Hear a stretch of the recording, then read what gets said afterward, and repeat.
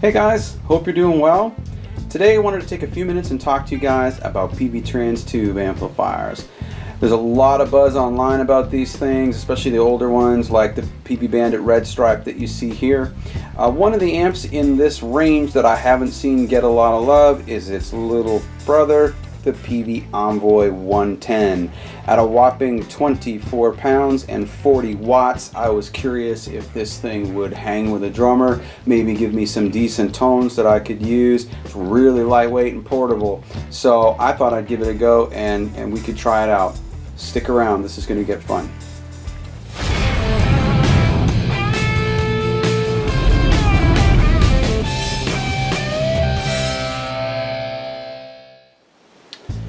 So if you've seen any of the videos on these amplifiers, you know that there's been some A/B comparisons against tube amps, and in a lot of cases folks often pick the Peavey amplifiers as the tube amps. So Peavey has done a pretty good job of emulating what happens with a vacuum tube with these things, and what a lot of folks like about these amps is they're just ridiculously affordable. I'm not even going to tell you what I paid for this thing until after I do the video, and also too, they're just bulletproof. They work, they last forever. You don't have to deal with all that tube nonsense, and I'm quite familiar with that. I've got some vintage tube amps here. I've got a 1977 Trainer hand-wired YGM3 down here. Great little amp. I've gigged the daylights out of that thing at 15 watts. Two EL84s. That's been plenty to hang with drummers and do the different things that I do. I've also got over here the Trainer custom reverb amplifier as well. This one's got the Marshall mod on it, about 45 watts in there. So I've had lots of tube amps over the years. So this is kind of my first foray into solid state stuff actually, and I'm quite enjoying it. This particular amp is a 2-channel amp. It features a clean channel with 2 different voicings. There's a vintage and a modern voicing. With a volume, a low, mid, and high frequency. And the second channel is the lead channel. This is foot switchable as well.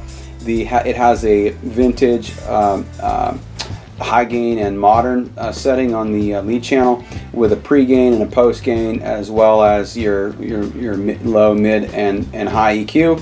And finally, the other thing that really intrigued me about this being such a small amplifier is the fact that it actually does have a spring reverb tank in there. So what I'm going to do for you guys is I'm going to record a tune. I'm going to play 1 or 2 different guitars, going straight into the amp. It's mic'd up with a 58 going straight into GarageBand. I'm going to not use my pedal board for this, so all the tones you're going to hear are going to be straight out of the amp. We'll do something with some bass, drums, and a few different guitar parts so you can kind of hear what it sounds like. And later on, what I'll probably do in another video is I'd like to get a decibel meter and compare the volume, the output of this 40 watt amp to something smaller like my 15 watt amp over here. Like I said, I've gigged this Trainer amp for years and years, and for most small clubs and pubs and things like that, it's been plenty loud enough to do what I do. Again, the style of music that I play is kind of conducive to that as well. Blues, funk, jazz elements, that kind of stuff. I'm not playing thrash metal, so if you're a thrash metal guy, this probably isn't going to work for you. But for what I do, it's perfectly fine. And if this little amp can give me the same kind of volume, then there's no reason why I couldn't grab this at 24 pounds and take it to a rehearsal and kind of get everything I need out of it. And when I really want to crank it up, I can go with this thing, and this thing sounds absolutely monstrous. When you plug this into an extension cabinet, it will definitely peel the paint off the walls. So stick around, guys. This is going to be lots of fun. As always, I'm going to look forward to your feedback and comments. If you guys have one of these amps, let me know what you think, and we'll have some fun with this.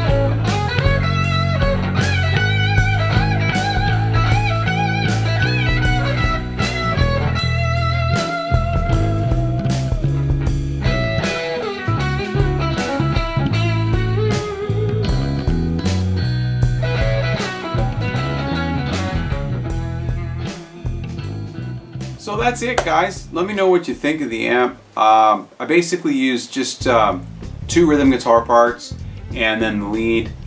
I really only used the lead channel of the amp, actually. I had the settings on the low and the mid. I'm just looking at the amp. The low and the mid at about 3 o'clock, and the high at about kind of 2 o'clock.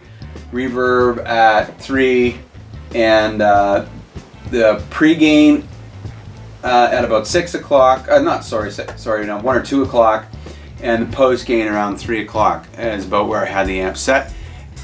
And I didn't do anything other than that. And so for what I'm doing, you know, it's fine. This amp has tons of gain in it if you're into the higher gain stuff. I'm not going to demo that because it's just not really what I do. But the point of the demo is, can you get a decent sound out of this little amp?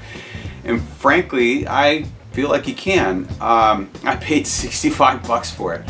It's really quite loud, actually. I think it would be loud enough to maybe hang with the drummer doing kind of what I do.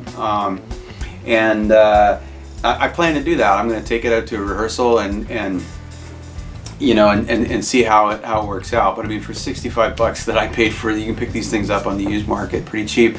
It's so light and easy to grab and go that for 65 bucks I just can't beat it. It's a great little practicing amp if nothing else. So let me know what you guys think in the comments. You know, I apologize there isn't some kind of high gain stuff in there. Maybe I'll do another demo with some higher gain stuff. But again, all the tones were recorded straight into GarageBand using my 77 Strat, and just the tones were all straight from the amp. I plugged straight in, no pedals, no nothing. So if you have one of these and you like it, let me know. If you hate it, let me know. I'd be curious to know if there's any other videos you guys would like to see me do. You know, leave them in the comment section, and I'll try and get to them. Thanks again for watching. Take care.